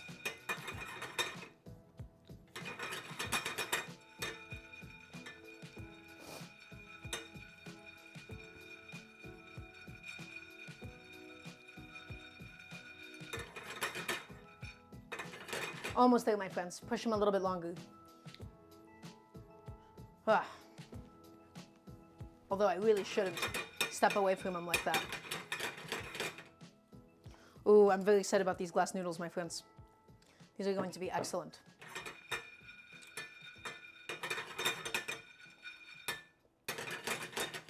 You just want it to be nice and evenly golden. Oh, yeah, that's it, by the way. After this, there's really nothing else left to do besides to finish cooking the cauliflower. We'll plate it up. We'll plate it right next to a lemon wedge. We'll plate up the noodle bowl, and then we'll be all set for today, my friends.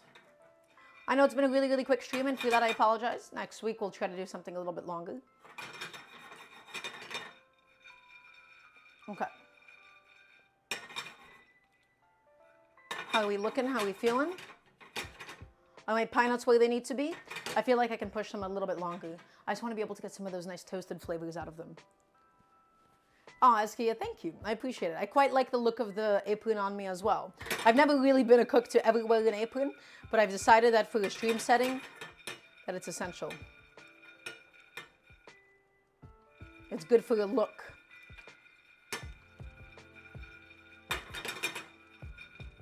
Okay, everybody, I would say that my pine nuts are all set, all ready to go. Hexo, welcome on in. It's lovely to have you. I apologize for the ads. There's nothing that I can do about it. That's all Twitch. That's all Twitch, I'm afraid. I wish I could turn them off, or alternatively, somebody give Hexo a sub. And then, well, that won't have to actually be a concern anymore. Okay, guess what?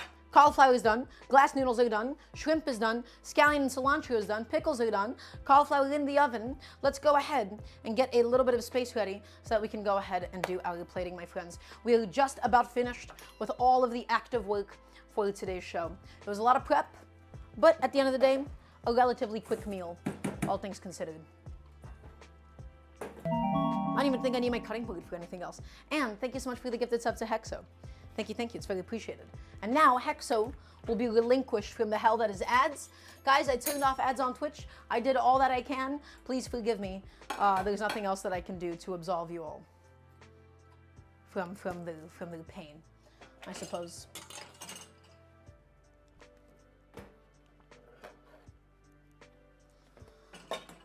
Okay. Let's see. That's like that. Wonderful. Just quickly wipe off my station. I don't really need my cutting board for anything else for today, guys, so I'm just wiping it all off.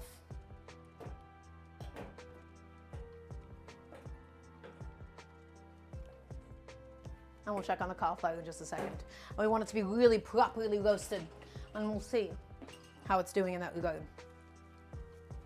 Although I should have probably kept my cutting board. I wanted to cut some lime wedges, so I'm just going to be cutting it grandma style in my hand, I guess, which, you know, not exactly the easiest to do with citrus or anything. Don't recommend it. Okay, got my lime wedges. Excellent. Let's check on the cauliflower. See how that's going. I believe it is an anonymous gift, Hexo, so I wouldn't be able to tell you. Okay, into the oven we go. Guys, that is what we're looking for. This is exactly what you want out of your roasted cauliflower. You want it to be charred. You want it to be crispy. You want it to be nice and golden. You want to have some really, really nice cooked parts. You want to have some really nice charred parts, okay? That is what you want. That looks like some really, really good looking cauliflower. Beautiful, very, very beautiful. Okay, I believe that it's time for us to go ahead and plate. I think that's all ready. I'm gonna get these guys onto a nice big plate.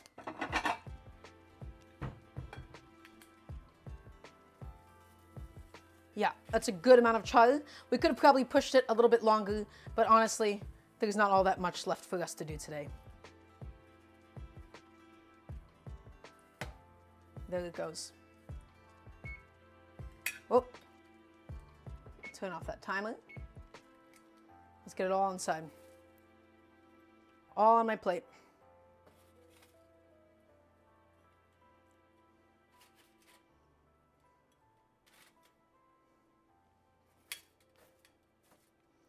There we go.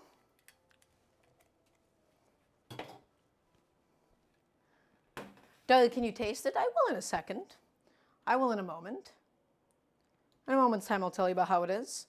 Big old plate of cauliflower right here. And then I'm just going to go ahead and throw my lime wedges on there. And then I guess we could do a little bit of scallion and cilantro on top. Chef, how does it taste after that roasting? We'll find out in just a moment.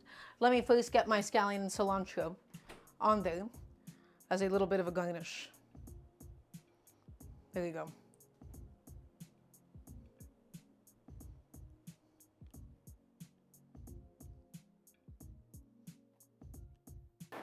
Oh, how does it smell after roasting? I see, it smells like the 5-spice. It smells cinnamony. It smells like the Sichuan peppercorns. It smells really lovely. That being said, looking at the amount of spice that I added beforehand, I do feel like I could have actually been quite a bit more generous. This doesn't actually look all that appealing on camera, I must say, but I promise you it does actually look quite appealing in person. Fine, I will find a little teeny tiny morsel of it to taste.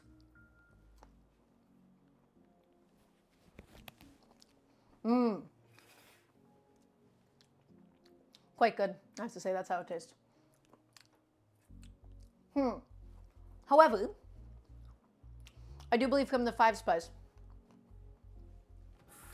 there is a very, very slight bitterness. I think 500 degrees might have been a little bit too high. But, ooh, the Sichuan peppercorn is coming in. That's really, really pleasant. That like slight numbingness to it. Wonderful. Okay. I am going to go ahead and put this behind me. I'm going to go get my plate ready for my glass noodle bowl. My glass noodles are done. I'm just separating them as they cool. They're coated in all that lovely dressing. They've really, really soaked up the dressing, and that is the magic of glass noodles. That's why we separately tossed it. Okay, let's see what will be the bowl of choice for today. Am I just going to be going with the classic blue bowl that I use for noodle bowls and salads, and I believe I will. Okay, big pile of noodles. Next, let's go ahead and think about the layers of it all. I want to have a pile of pine nuts. I want to have a nice little pile of shrimp. Let's have all the shrimp going the same way, like so. Let's do 5 pieces of shrimp for this.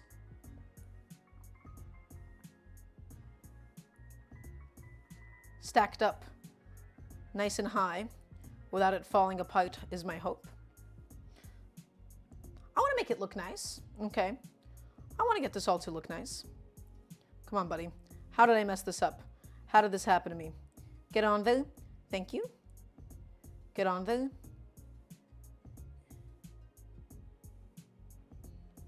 I just want it to look a little bit arranged. There. Roughly like that. Okay, wonderful. Let's do a pile of my scallions and my cilantro right over there. Let's do a pile of some of my toasted pine nuts right over here. And then let's go and get all of my pickled vegetables out of the fridge and line those guys right up on top. Some of my jalapenos, some of my red chilies, some of my shallots. Let's get them all on.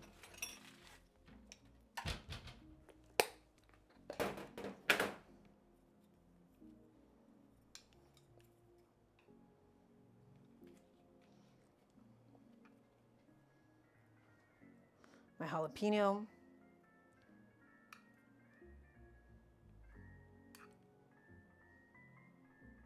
My shallots.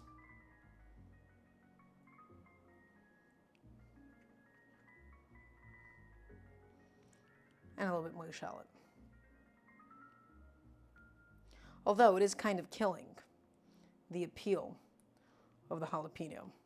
Okay, last but not least, I have my little bowl of dressing, which I was originally going to try to stick it inside of the bowl directly, but I don't think that's a good idea. I think it actually takes up too much space for that to really be a possibility. But everybody, that being said, I do believe that we are finished. That is everything. We got it all done for today. I'm going to go ahead and put away the rest of the stuff. I'm going to keep my dressing with me right here, though. We're all done, my friends. We have done the cauliflower. We have done the shrimp. Now we're going to go ahead and do a little recap session. So if everybody's watching, I want to hear one last yes, chef, please, and thank you. Over here, really, really simple glass noodle bowl. We poach the shrimp very, very gently in a little bit of salted water. We have a pile of scallions and cilantro. We have some pine nuts, and we have some quick pickled jalapenos with red chilies and shallots. I had some leftover glass noodles. So I cooked them, I boiled the noodles, and then I made a lovely dressing out of ginger, out of garlic, out of sesame oil, and I have forgotten something, which is on top. I wanted to have some sesame seeds. The dressing, fish sauce, ginger, garlic, sesame oil, a little bit of sugar. Okay, I just wanted to have some nice, good amount of sesame seeds over the top. Thank you very much. Okay, next, alongside it, I have this really, really beautiful roasted cauliflower. The cauliflower, it was a 5-spice that we did with it. So I toasted some fennel seeds, I toasted some cinnamon, I toasted some star anise and Sichuan peppercorns, grinded it down into a powder, took the cauliflower, cut it up, and then we tossed it in a little bit of oil with all those spices, roasted it until it was really nice and crispy like this, and served it with a little bit of lemon juice. And now, my friends, it is time for the definitive moment. We're going to taste, we're going to eat, and we're going to enjoy. And I'm going to start off with just one of my big chunks of cauliflower over here. Let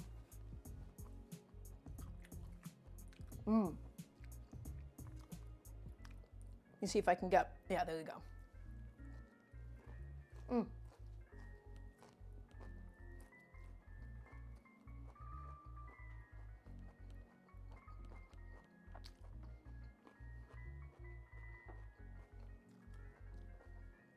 Yeah, it's excellent. It's really simple. It's really delicious. However, this needs one more element to take it over the top. The cauliflower, just with the spices and even with the scallion and cilantro on top, it needs a little bit more to really be pushed. A lot of people, they do like creamy sauces over the top of a cauliflower or something. You know, also, I did want to try something. I wanted to see the viability for thumbnails and for potentially Twitter posts or something. I want to see how it would look if I were to directly, is this going to fall over? I hope not. I wanted to see if I could just directly display the food, something like this. So I'm just grabbing a shot for the thumbnail in the future.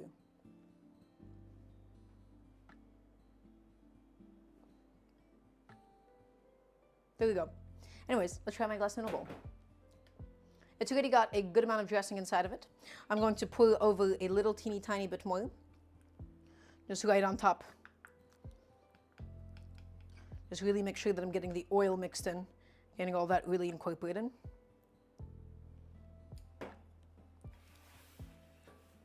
Let's give that a little taste. Try some of the noodles just by themselves.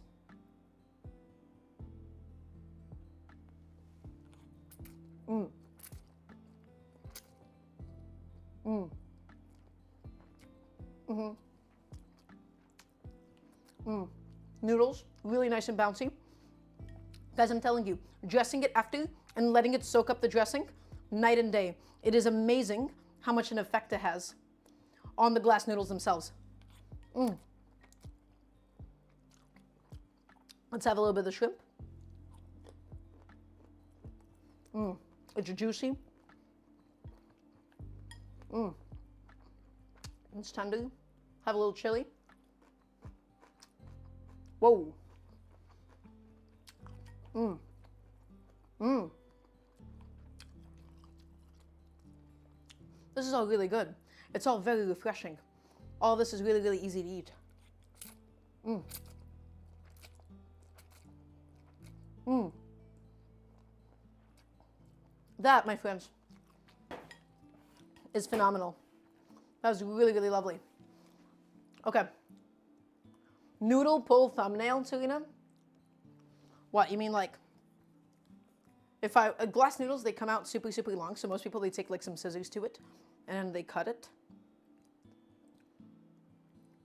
You know, I guess something like that, I assume. That's what you had in mind, isn't it? You know, these are lovely. These are really delicious. So, ultimately today, the main event for me was actually the cauliflower.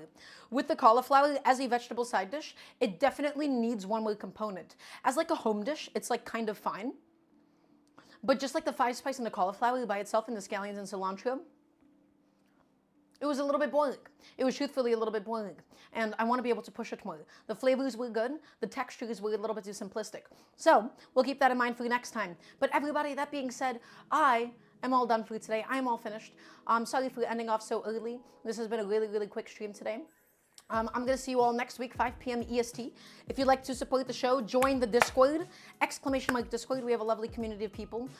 Go there, talk to me about food, ask me any and all cooking questions that you may have. I will be seeing you all next week. So until then, be well, be safe, and I hope you all have a lovely rest of your nights. Goodbye.